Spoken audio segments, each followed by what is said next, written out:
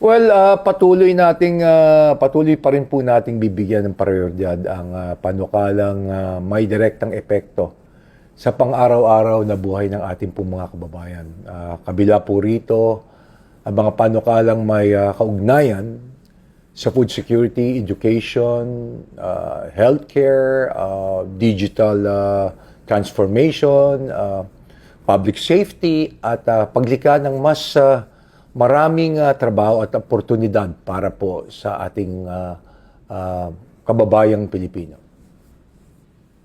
Uunahin po natin ang mga batas na mararamdaman ng mga Pilipino. Hindi lang po dapat tayo tumitingin sa dami ng mga maipapasang batas. Importante rin po ang kalidad at pakinabang ng mga ito sa ating po mga kababayan. Malaking bagay po ang magandang ugnayan ng Kamara at Senado at siyempre ang executive branch.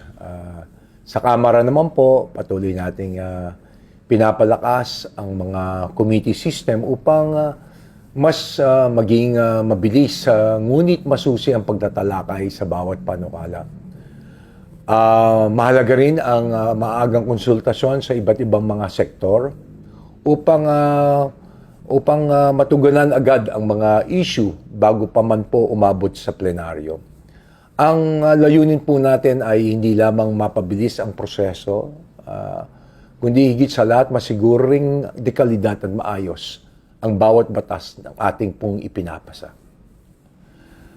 Ang aking pong mensahe sa ating pong mga kababayan ay ang tuloy-tuloy pong magtatrabaho ang kapulungan. Alam po natin na marami pa ring hamon ang kinakaharap ng ating pong mga kababayan.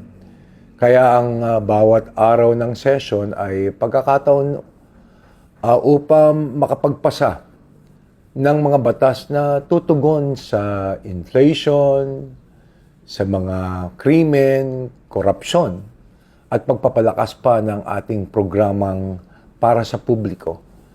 Makakaasa po kayo na ang kapulungan ay mananatiling focus sa paghatid ng mga makabuluhang batas.